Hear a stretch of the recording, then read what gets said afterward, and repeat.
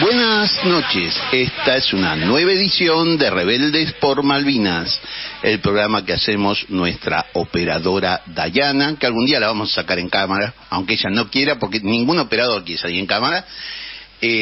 Nuestra compatriota, licenciada y compañera, licenciada Gabriela San Pedro, el ex conscripto médico combatiente por Malvinas, doctor Florencio Morales, y quien les habla, Héctor Francia, que serví en la compañía A del Regimiento 7 en el Cerro Wilder Ridge. Siempre muestro el cerro durante la guerra de 1982 en Malvinas.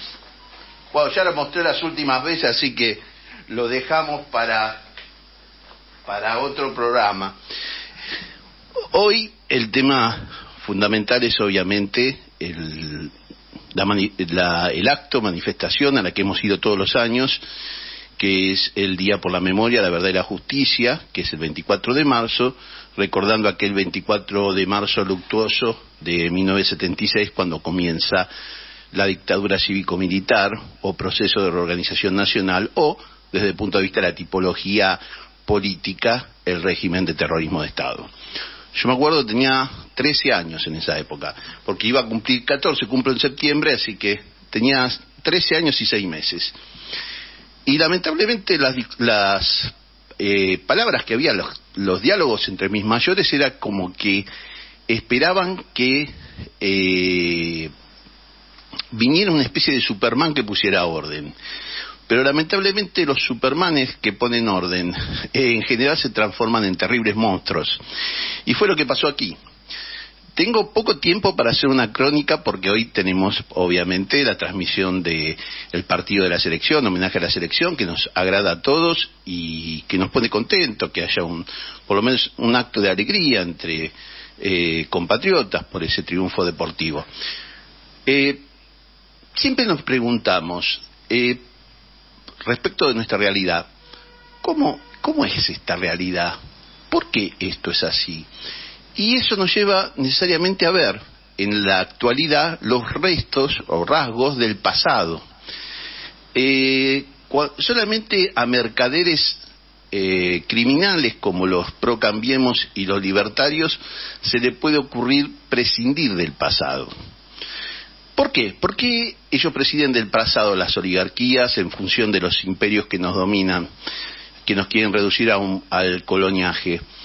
Porque él es el presente de los negocios. Porque si vos te preguntás por qué, de dónde viene esto, justamente los vas a cuestionar a ellos y vas a cuestionar a sus negocios. Como tendría que pasar en esta ciudad de Buenos Aires, preguntarse por qué la ciudad de Buenos Aires es como es, está tan construida, es invivible, no hay calidad de vida, por qué se requirieron más fondos en la coparticipación para cubrir qué negociados. Pero acá nunca se lo preguntan.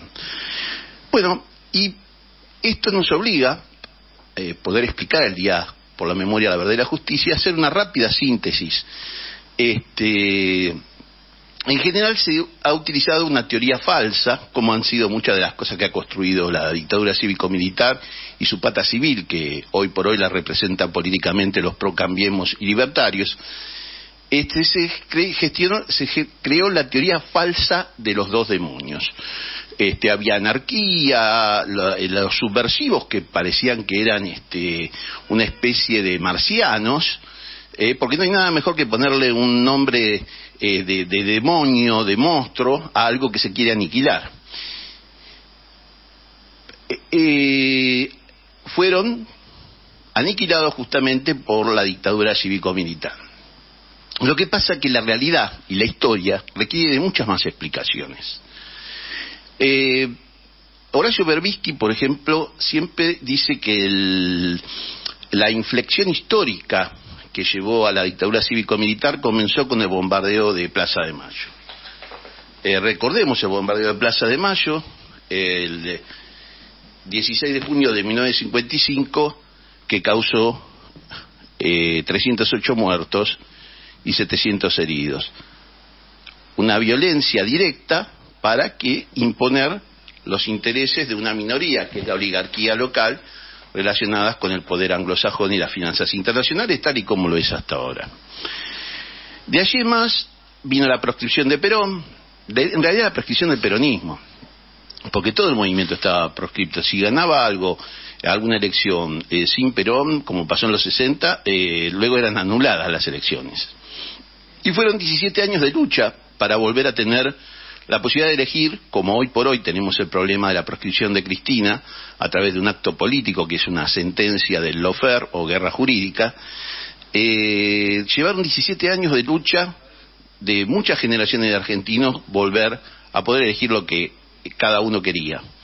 Se logró en el 73, pero ya no podía desacelerarse esa espiral de violencia que había provocado justamente dictadura cívico-militar tras dictadura cívico-militar. Ellos crearon que estos grupos, una parte pequeña de nuestra población reaccionada a la violencia que ejercían sistemáticamente las dictaduras cívico-militares.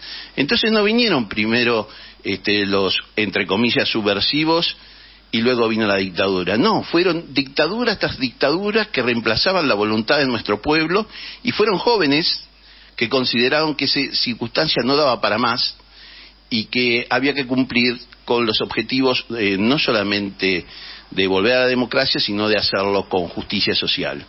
Y formaron grupos insurgentes, grupos que lucharon contra esa estructura cívico-militar, como el ERP, las FARC, las Fuerzas Armadas Peronistas, Montoneros, pero les aseguro que si llegaban a 2.000 armados, creo que mucho menos de 2.000 armados, y inclusive intentaron un foquismo en Tucumán, que eran 120 insurgentes contra 40.000 rebeldes, me gustaría decir, más que insurgentes, contra 4.000 efectivos de aquella Fuerza Armada de la dictadura. Y lo más importante es que, en realidad, el golpe que se da en el 76 tiene como objetivo establecer una política económica determinada y una política hemisférica determinada. El régimen de terrorismo de Estado o seguridad nacional era un modelo implantado por los Estados Unidos en su lucha contra el bloque comunista, pero sobre todo para asegurar su preeminencia. Es decir, más que luchar contra los comunistas, lo que los Estados Unidos hacen siempre es saquear a otros países, y en este caso a nuestra Argentina. Desde 1810 los anglosajones lo han hecho en una alianza con minorías locales u oligarquías. En ese entonces lo usaban el modelo de dictadura cívico-militar, y era todo hemisférico, para darse cuenta que una planificación impulsada específicamente por el secretario de Estado de Estados Unidos, Henry Kissinger. A ver, vamos a mostrar algunas imágenes, porque si no me la paso hablando. Creía que tenía acá está. Acá está Henry Kissinger, que por muchos de nosotros es considerado un criminal de lesa humanidad, que está acá, con Videla, porque impulsó el golpe de Estado en Chile y también lo impulsó acá. Impulsó todos los regímenes de seguridad nacional.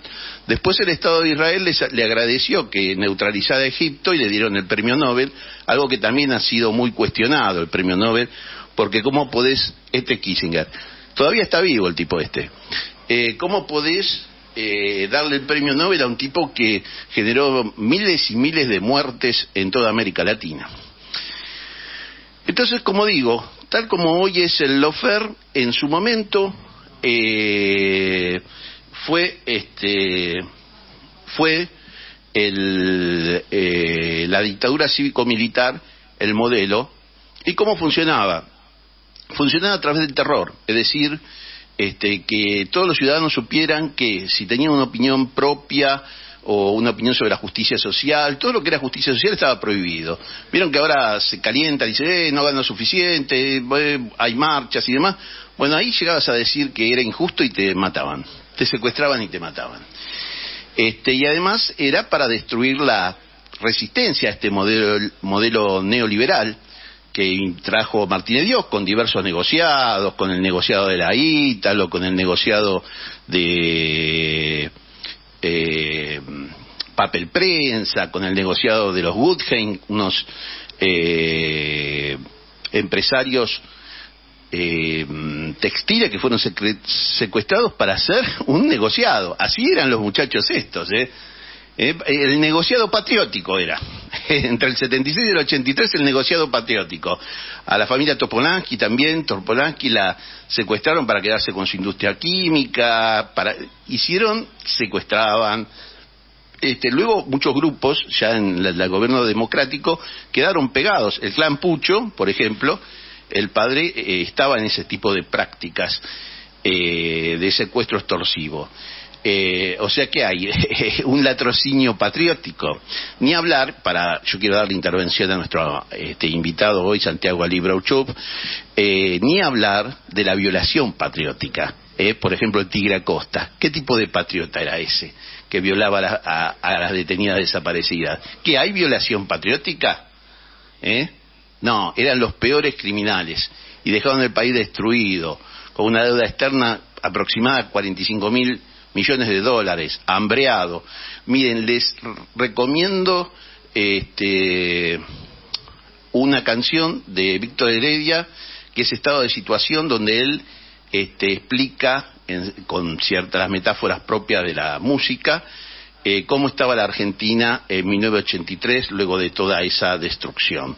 Y los socios civiles de esa dictadura cívico-militar, los Macri, los Soldati, los Bulgeroni, los Pere Compán, siguen, sobre todo los Pescarmona, pero sobre todo los Macri, los Soldati, los Bulgeroni, siguen presionando a los gobiernos democráticos, junto con los bancos internacionales y la banca local, para impedir que haya una democracia plena. Y por eso se dan hechos que todos repudiamos, porque Macri nos dejó en un estado de indefensión financiera, es decir, sin recursos financieros para poder avalar nuestra moneda y evitar las corridas. Y hoy, por ejemplo, se dio un hecho que todavía no se concretó, que es poner a disposición de las entidades financieras los bonos en dólares del Fondo de Reaseguro Previsional, y creo que cualquier ciudadano que tenga un poco de raciocinio está en contra de eso, como también nosotros estuvimos en contra de los préstamos que tomó Macri. Y ahora sí le voy a dar entrada a Santiago Ali Brauchub. Hola Santiago, ¿cómo estás? Hola Héctor, muy bien. ¿Te puedo presentar? ¿Para qué te presento? Santiago Ali Brauchub es abogado, es asesor legal de nuestros compañeros de Populismo K, además militante de los años 70, es de la generación anterior a la nuestra, es la generación de la que estamos llenos de orgullo, y a la vez tuvo algunos episodios durante la época de la dictadura cívico-militar. ¿Cómo estás, Santiago? Muy bien, me parece muy bien esta semana de la memoria, y me parece muy bien no solo refrescar la memoria, sino ahondar la movilización para que las sanciones lleguen a los principales responsables del golpe militar del 24 de marzo, que son los sectores empresariales y la embajada norteamericana. Y no olvidar que este fue un golpe cívico-militar religioso. Eso no quiere decir que todos los empresarios estuvieran implicados, aunque muchos sí, ni que todos los religiosos estuvieran implicados, aunque muchos sí. Pero que muchos de ellos estuvieran implicados, por lo tanto, la denominación esa cívico-militar religiosa les cabe. Sí, y si me permitís voy a leer brevemente, porque es importante ser preciso en la historia, para explicar un poco de esa pata civil de la dictadura. Dice, esto es un poco anterior al golpe e impulso al golpe. Desde mediados de 1975, una delegación de empresarios liderada por José Alfredo Martínez Dios, presidente del Consejo Empresario Argentino, se entrevistaba en secreto con el general Videla, comandante del ejército. Videla, para expresarle la preocupación de los grandes grupos económicos porque se estaba impidiendo la libertad de trabajo, la producción y la productividad, y solicitarle a las Fuerzas Armadas que aseguren el imperio del orden sobre todas las cosas. De ese modo, las reuniones empresariales y militares se hicieron frecuentes. Esto por un poquito para hablar de eso, y dice, después del 24 de marzo de 1976, las organizaciones empresariales comprometidas con el golpe pasaron a formar parte del área económica de la nueva dictadura cívico-militar. El Consejo Empresario Argentino, en la de Ganadería, le correspondió a la Sociedad Rural Argentina, representada por Jorge Zorraguieta, no sé si le suena. El Banco Central fue entregado a la Asociación de Bancos Privados de Capital Argentino, representada por Adolfo Tiz. Y el secretario de Programación y Coordinación Económica fue Guillermo Walter Klein, de la Cámara Argentina de Comercio, ¿no? Para hablar un poquito, ser preciso en el tema ese de la pata civil, ¿no? Obviamente estaban los Soldati, los Bulgaroni y los Macri. Sí, pero aparte del origen, bueno, habría que refrescar los pocos casos que hubo de investigación y a dónde llegaron. Por ejemplo, caso Mercedes-Benz, caso Crucero del Norte, caso Ledesma, donde nunca fueron castigados ninguno de los responsables. En el caso Mercedes-Benz, sí, se castigó a gerentes, cuando la responsabilidad de la empresa, porque en una empresa multinacional no deciden los gerentes de filiales, deciden la organización central. Bueno, nosotros acá hablamos del latrocinio que implicó, o sea, el latrocinio entre comillas patriótico. Siempre hablamos del caso de Juan Carlos Casariego de Bell. Casariego de Bell era un funcionario del Ministerio de Economía.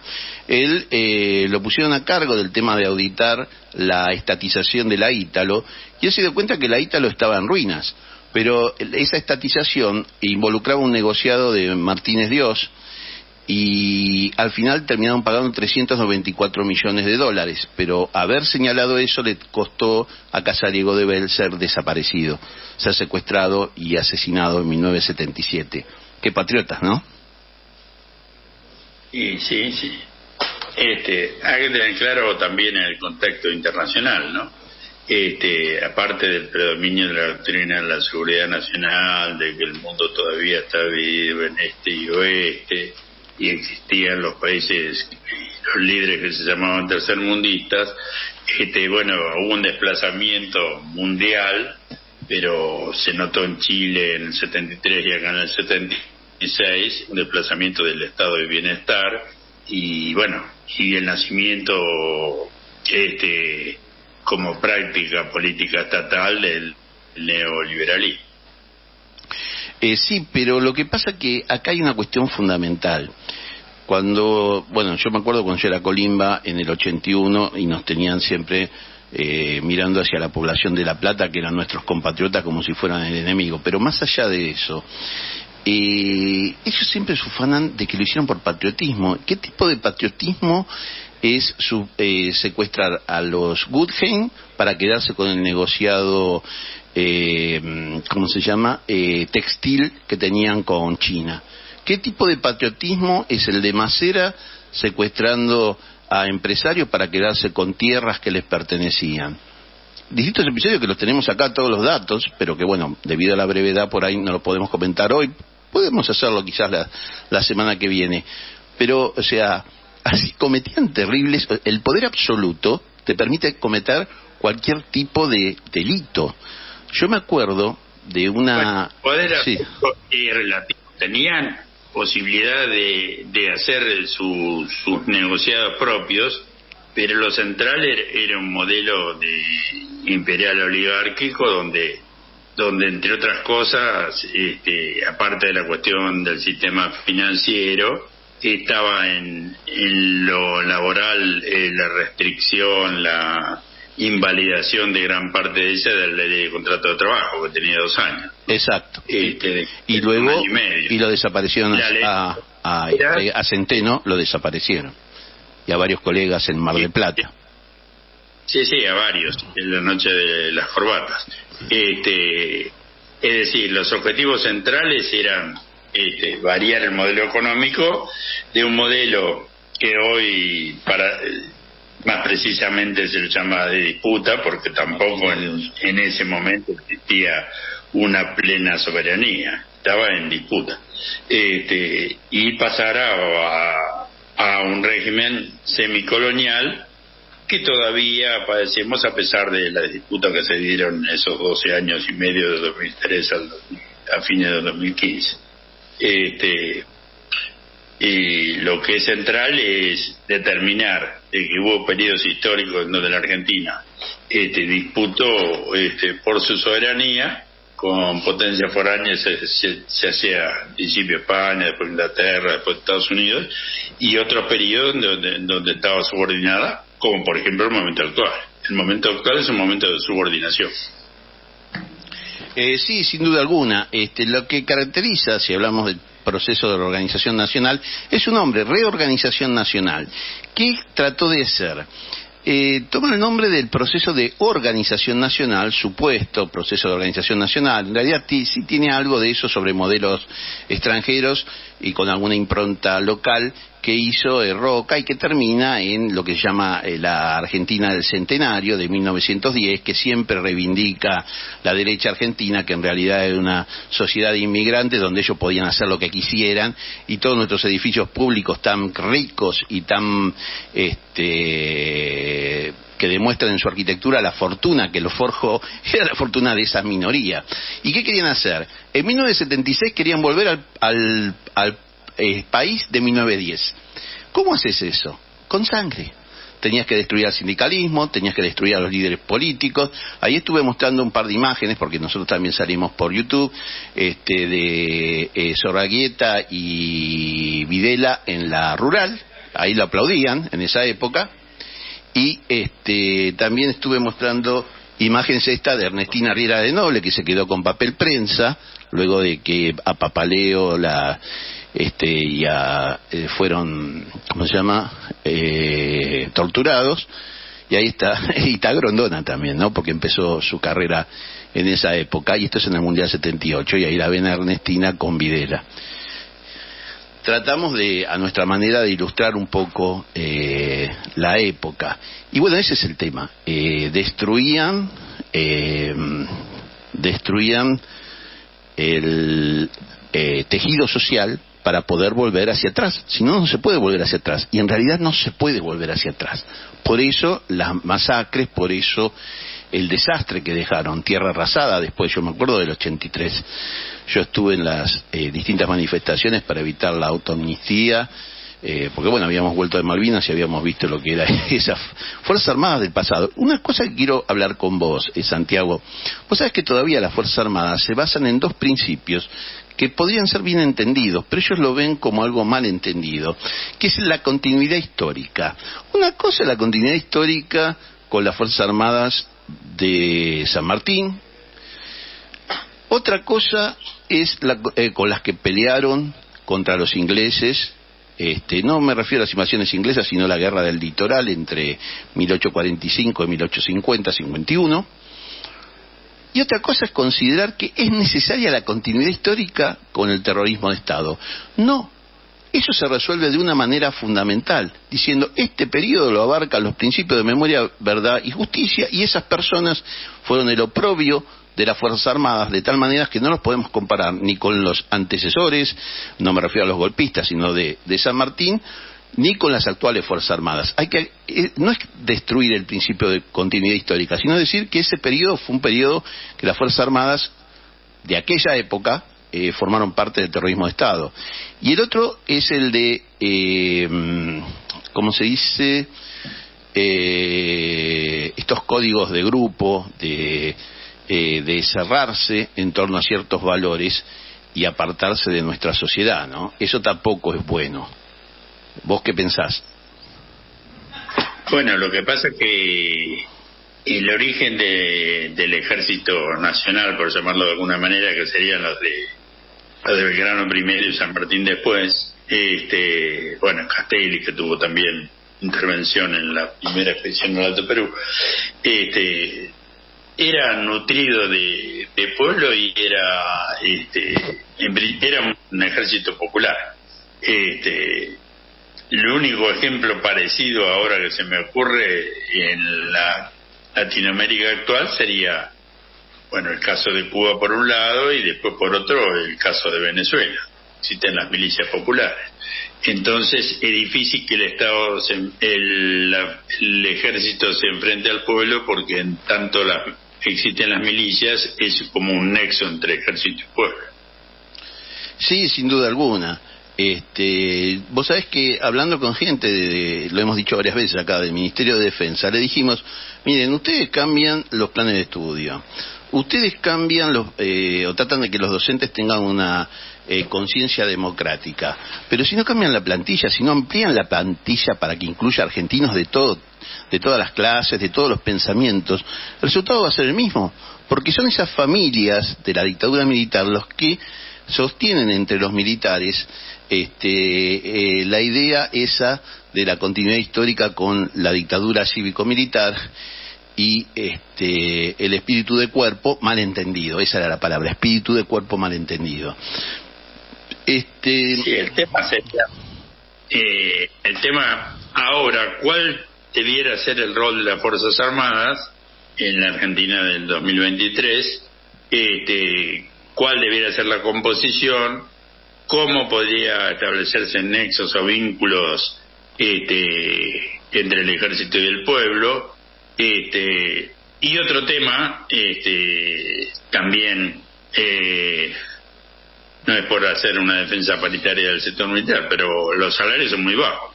No, en eso estamos totalmente de acuerdo, que hay que darle posibilidades profesionales, de crecimiento profesional, eso estamos totalmente de acuerdo.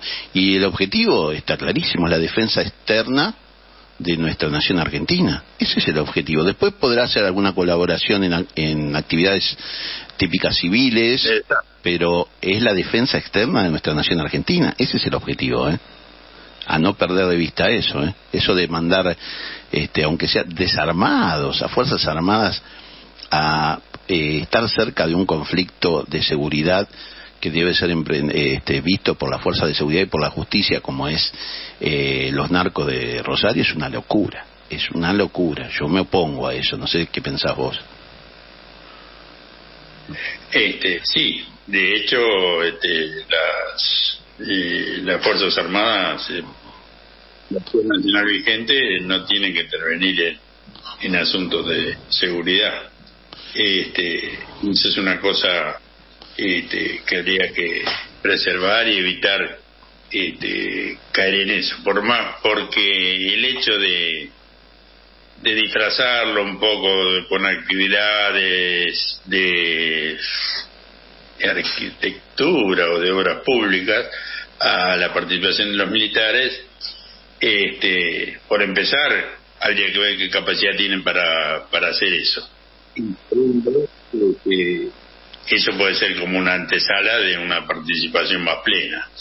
Y aparte, bueno, está el hecho de, como en muchos lados, como pasa en México, transformarla como un aliada de la DEA y todo ese tipo de cosas, más que aliada, subordinada de la DEA. Sí, sin duda alguna, y hubo intentos durante el macrismo de eso, y tengo contactos que me explicaron que, gracias a Dios, las Fuerzas Armadas no quisieron meterse en ese tema. Hay una cuestión que es fundamental, y le quiero dar pase también a nuestro compatriota y compañero de este espacio, que es el doctor Florencio Morales, artista, combatiente y médico.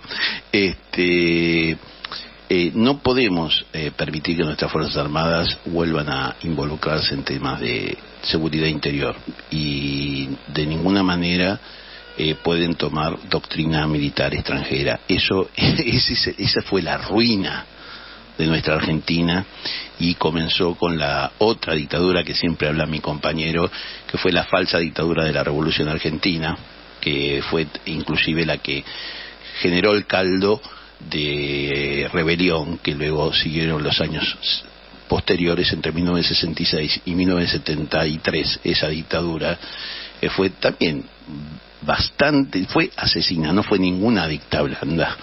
¿Cómo está, Florencio? Hola, ¿qué tal? Buenas tardes. Viste que hoy tenemos un programita, gran ¿viste? Combatiente, Santiago, Gabriela, y enganchándome un poco en lo que estabas diciendo. Pará, lo que te quería decir... Blanda no. No, lo que te quería decir era eso, que hoy tenemos hasta las 8 por el tema, por eso tenemos esta forma tan fuera de lo común, ¿no?, en el programa, porque pero está lo el que tema de la quería selección. comentar es un recuerdo que tengo y ampliando, continuando con lo que ustedes estaban comentando, un reportaje que hizo Mona Moncalvillo. Yo siempre recuerdo esos grandes reportajes de Mona Moncalvillo en la revista Humor, allá en los albores de nuestra democracia. Habrá sido en el año 1984, que visitó el país un general francés, no recuerdo el nombre, un general retirado ya, un héroe de la Segunda Guerra Mundial, y él tiró 2 o 3 definiciones que me parecieron contundentes, brillantes. Él dijo, primero y principal, dice, se cambió el significado de la palabra subversivo.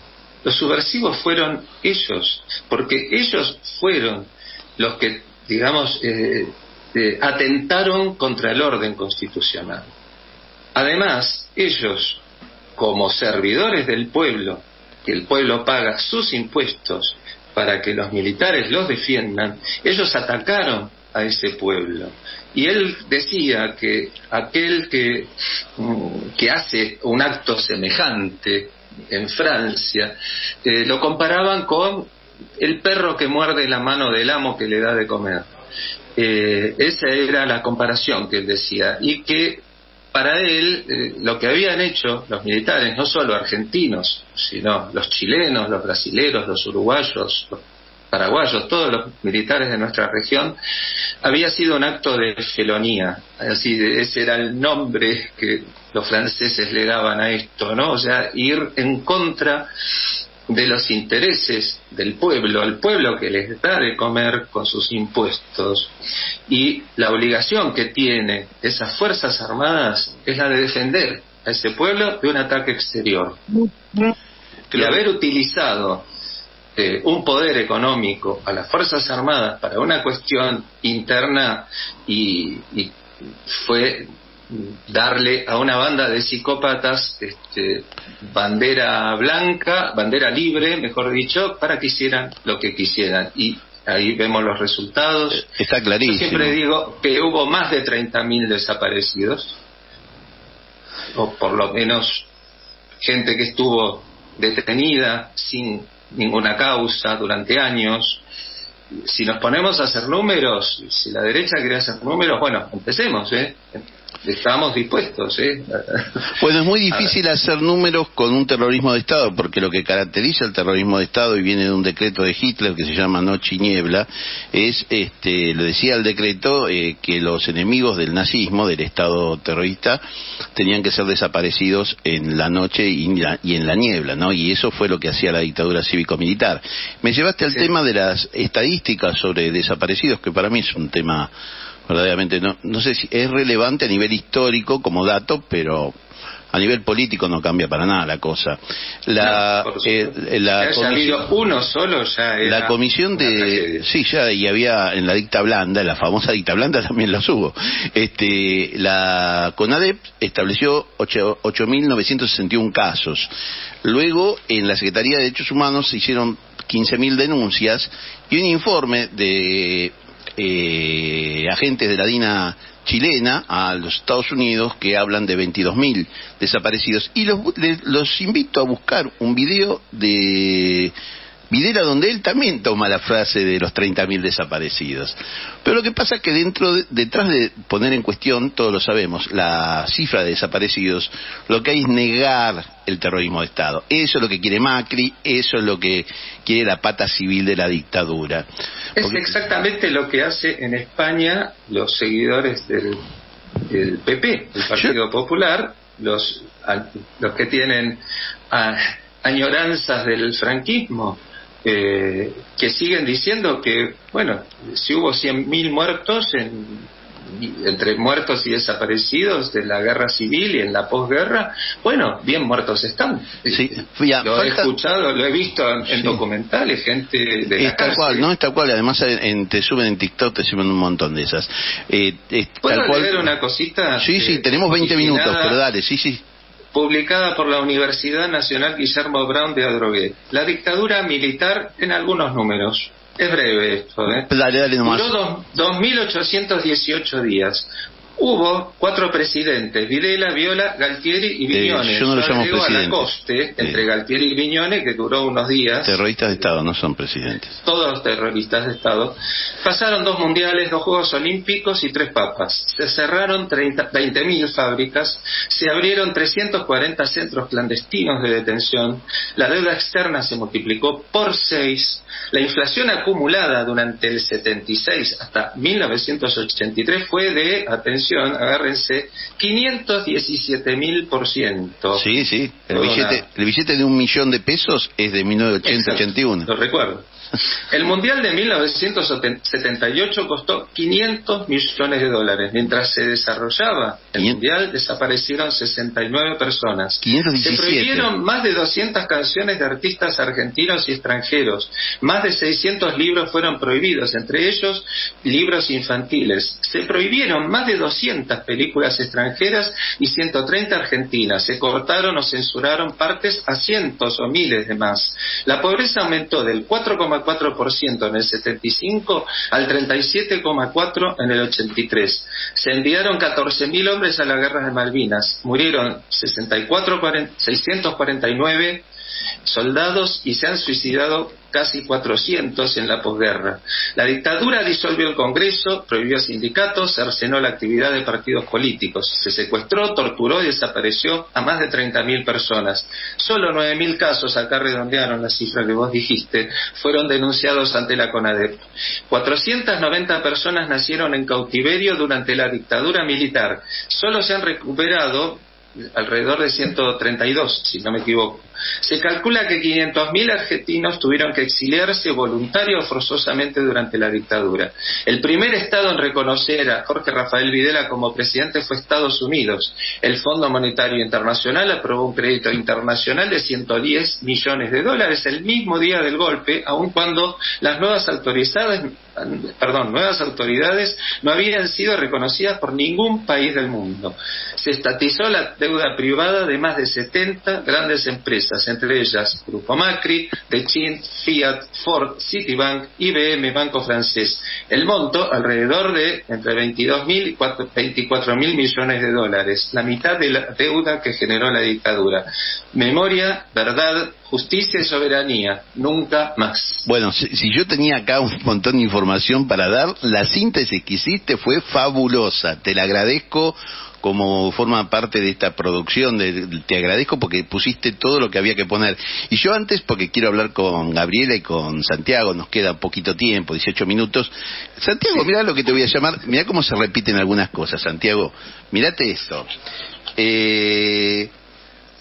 Acá, jornadas antes del golpe, un grupo de representantes de entidades judías se reunieron en la sede de la Delegación de Asociaciones Israelitas, DAIA, junto a Videla y Macera, donde fueron prevenidos de los planes de ejecutar el golpe esa misma semana. Tras ello, los líderes de la comunidad comprometieron su apoyo a cambio de un crédito especial para reformar la sede de Pasteur 633, que les sería otorgado 2 días después del golpe. Durante el proceso, las instituciones de la comunidad se mantuvieron en silencio, mostrando la entidad un desprecio hacia las familiares de las víctimas que acudían a pedirles ayuda para encontrar a sus hijos. Pese a cierto carácter antisemita, la dictadura mantuvo fuertes lazos con la dirigencia de la comunidad, especialmente de la DAIA, como ahora el PRO y la DAIA, donde Videla era invitado habitual en el brindis de Rosh Hashanah. Así como en el Estado de Israel, convirtiéndose junto a Estados Unidos en uno de los principales aliados internacionales del régimen. En 1977 se estrecharon vínculos junto con la irrupción del Mossad dentro de la Secretaría de Inteligencia de la CIDE. En 1977 la DAIA encargó al reconocido escritor de la comunidad, Marcos Aguinis, un libro especial con el objeto de donar su primera edición al almirante Emilio Macera. ¿Qué tal, cambian los tiempos, pero Nisman y demás están ahí, ¿no? Sí, te iba a agregar algo. Para que quiero que me diga amiga de Santiago. La colectividad, que mucha gente judía fue desaparecida. Pero sí, pero por favor. Y las entidades no hicieron nada, absolutamente nada. Pero tampoco hicieron nada Santiago, para tampoco hicieron nada para poder investigar lo de la AMIA. Sí, te escucho, Santiago. ¿Qué te parece esos datos que volqué recién? Bueno, me parece lo sabía, porque de hecho el Estado de Israel y la DAIA, que de alguna manera está ligada con el Estado, de alguna manera, en total manera está ligada con el Estado de Israel, es el nuevo nazismo. De hecho, es un Estado terrorista, es un Estado racista, y por eso hago una observación. Me parece lamentable que Guade Pedro, precandidato presidencial, haya hecho una visita reciente al Estado de Israel, bueno, como dato, que me parece importante determinar, porque es importante saber quiénes son nuestros amigos y quiénes son nuestros enemigos. Sí, y también este paralelismo. Ahora yo voy a mostrar una lámina que vamos a usar mañana, que dice el imperialismo y la oligarquía, ayer las dictaduras cívico-militares, hoy el lawfare o guerra jurídica. Y este paralelismo entre modos de intervención, ¿no, Santiago? O sea, del pasado el modo de intervención era con los militares, ahora es con parte de la justicia corrupta, que es el fuero federal de Capital Federal, parte de ese fuero, y la Corte, ¿no? ¿Vos qué pensás? ¿Hay un paralelismo? Si bien estoy de acuerdo con eso de lo que planteó Cristina, de que antes era el partido militar o el partido judicial, tampoco hay que dejar de tener en cuenta que el imperialismo, que es el que determina estas políticas y esas alianzas con los sectores dominantes de cada país, en otras zonas del mundo no aplica dicta blanda ni lawfare, sino que aplica guerra directa y exterminio. Sí. Por lo tanto, creer que la cuestión militar pasó a segundo plano ad eternum me parece que no tiene ningún asidero. Que sea lo corriente ahora no quiere decir que dentro de 5 o 10 años no pueda volver a ser de la otra manera. Así que hay que tener en claro eso. No hay no tenemos ninguna duda de eso. Utilizan distintas formas de intervención. Estuvo el golpe de Estado que le dieron a Evo, el que hicieron en Honduras, y siguen adelante. El intento a Correa. Así que utilizan todos los medios necesarios para que el único imperativo político sea beneficiar a las oligarquías, a los grupos económicos, financieros, mediáticos e institucionales, en este caso al Poder Judicial locales, que son sus aliados junto con la banca internacional. Yo quería preguntarle a Gabriela que su profesión, ella es psicóloga, fue muy castigada justamente por la pata católica de la dictadura. Fue bajada como conocimiento, como si no fuera un conocimiento científico, e inclusive creo que a una de las fundadoras de las asociaciones de psicólogos fue desaparecida, ¿no, Gabriela? Sí, un saludo a todos, en especial a la audiencia. Sí, no han tenido miramientos con ningún grupo al que se pudiera atacar, al que se pudiera cercenar, al que se pudiera doblegar, sobre todo en los ámbitos académicos, o sea, las universidades, los profesionales, todos estuvieron en la mira de las circunstancias. Yo creo, igual que lo señala Santiago, que el poder enemigo, el imperialismo en particular, hoy puede usar a un determinado grupo y mañana a otro y pasado volver a usar al primero. No tienen miramiento cuando se trata del cumplimiento de los objetivos propios. Bueno, así son los imperios los históricamente. Los objetivos propios se concentran, se esgrimen como una verdad única, una verdad de hecho, y se entra en una situación donde lo que queda por fuera, que no responda, que no se doblegue frente a esa verdad, queda amenazado. Sí, además son contrarios a los intereses nacionales, que es lo más gracioso, ¿no? Porque se hablan de nacionalismo, pero después se someten a la básica. Ellos determinan el campo de la verdad. Sí, por supuesto. Ellos determinan el campo de la verdad. Gabriela, perdón, sí. Que habían empezado antes, en el año 66, fines de junio, en la famosa noche de los batones largos. Sí, eso sabes que fue la noche de los batones largos, fue agarrar queroseno y tirarlo sobre el fuego. Ya había una mentalidad revolucionaria, si encima lo sacás a los golpes de la universidad y después los reprimís, como los reprimieron en el Cordobazo, el Viborazo. No, pero lo grave es la cantidad de científicos que tuvieron que emigrar. Sí. ¿Vos sabés gente que fue echada de la universidad. ¿Sabés qué, Florencio? Nos quedan 10 minutos. Voy a hacer lo siguiente. Propongo esto. Disculpa, Novito, hoy tenemos una hora por el fútbol. Sí. Está bien, es el programa típico de todos nosotros. Antes de darle la palabra a Santiago para el final y a vos y a Gabriela, yo quiero hablar de cómo voy en general a la marcha del Día de la Memoria. Y voy con este cartel que pueden ver, que es una madre de Plaza de Mayo, Delia Giovanola, que murió el año pasado, que está con un cartel que dice: las Malvinas son argentinas, los desaparecidos también. Yo voy con este cartel hace varios años.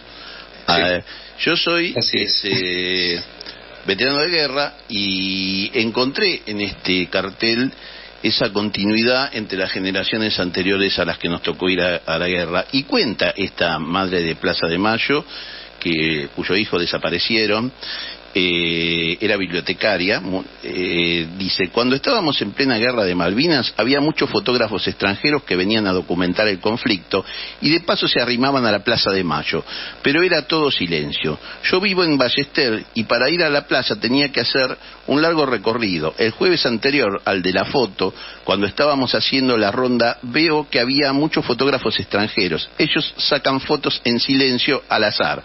Cuando tomo el micro de camino regreso a casa, reparo que toda la ciudad de Buenos Aires estaba llena de pegatinas con carteles que decían: las Malvinas son argentinas, y los stickers que decían: los argentinos somos derechos y humanos, que era todo lo contrario en esa época. Estaban en los asientos del colectivo, los postes de luz, claro, todo el país estaba pendiente de las Malvinas, y cuando más leía esos dos carteles que se repetían, iba almacenando rabia. Entonces llegué a casa y busqué un cartón bastante grande e hice el cartel para llevar a la plaza la semana siguiente. Este jueves llegué temprano, éramos pocos, empiezo a caminar y yo sabía que iban a picar los fotógrafos. Al momento de la foto, Delia tenía 56 años, bueno, y murió el año pasado, y es esta foto que dice: las Malvinas son argentinas, los desaparecidos también, que es la que yo uso como cartel cuando voy el 24 de enero. Quería dejar ese episodio. Ojalá le hubiera podido dar un abrazo, porque ahí nos hermanamos en este mensaje, los movimientos de derechos humanos y los conscriptos, ciudadanos comunes, como siempre decimos. Bueno, y quería, sobre el Día de la Memoria, quería escuchar tu última la última opinión para este programa, Santiago. Bueno, entre las cosas que hay que memorizar, y a veces no se toma apunte exacto, es que para que se produjera el 24 de marzo del 76 hubo antecedentes inmediatos y determinantes, como fueron el protogolpe de la Fuerza Aérea de Capellini, el Rodrigazo y sobre todo el operativo Independencia. Eso fue poder para los sectores militares, y preparando la situación económica y social para el cambio de modelo. Bueno, ahora no voy a decir que es lo mismo en 2023, pero hay que combatir el negacionismo, hay que ser precisos, no solamente atribuyendo las fallas y errores al macrismo, sino al menos nosotros, ¿no? Los que no tenemos apetencias electorales y por lo tanto no somos tan cuidadosos en esas cuestiones, de que hay que recordar la trayectoria de mucha gente, sobre todo no solamente el macrismo, sino de los sectores presuntamente propios del 2015 al 2019, y hay que analizar cómo hacer también, teniendo memoria, porque no solamente hay que hablar del 2003 al 2015, hay que hablar también de lo que se hizo y no se hizo el 2015 al 2019 y lo mismo del 2019 al 2023.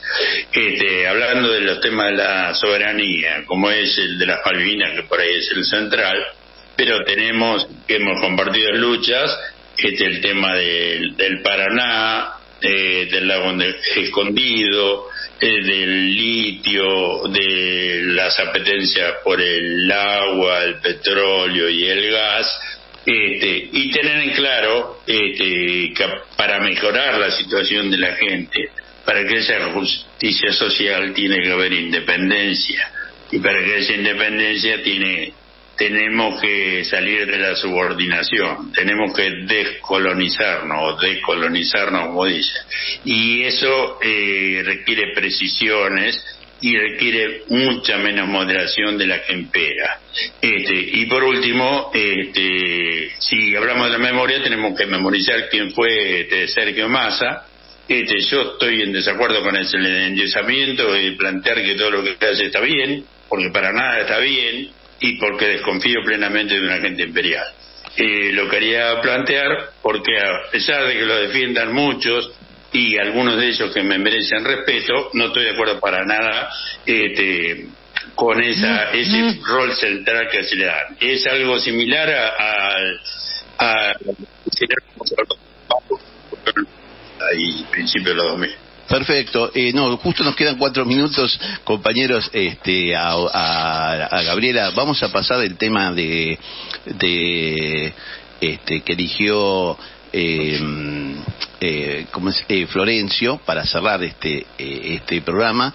Y Santiago, empezamos diciendo que estamos en contra de la venta de los títulos en dólares que son parte del Fondo de Estabilidad del Sistema Previsional. O sea, lo dijimos de entrada y además explicamos que hoy vivimos lo que vivimos, por un lado, por el saqueo financiero que hizo Macri, pero luego porque no se tomaron las decisiones de fondo que había que haber tomado desde el primer día. Y este consonso, o lo que sea que se lleva nuestro actual gobierno, porque lo hemos votado 2 veces y queremos que termine, están sacrificando cualquier cosa para terminar, porque la oligarquía le sigue tirando con todo, y no porque sean justamente lo fuerte que tendrían que ser. O sea que coincidimos con vos. Bueno, se acaba este programa, le pido disculpas a mis compañeros, vamos a pasar desde ya al tema de Víctor Heredia, y como decimos siempre,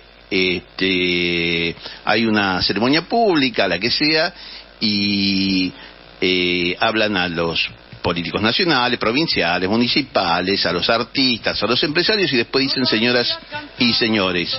Señoras y señores son ustedes, los verdaderos soberanos, no lo olviden nunca. Y bueno, por la brevedad pido disculpas a quienes me han acompañado en este programa y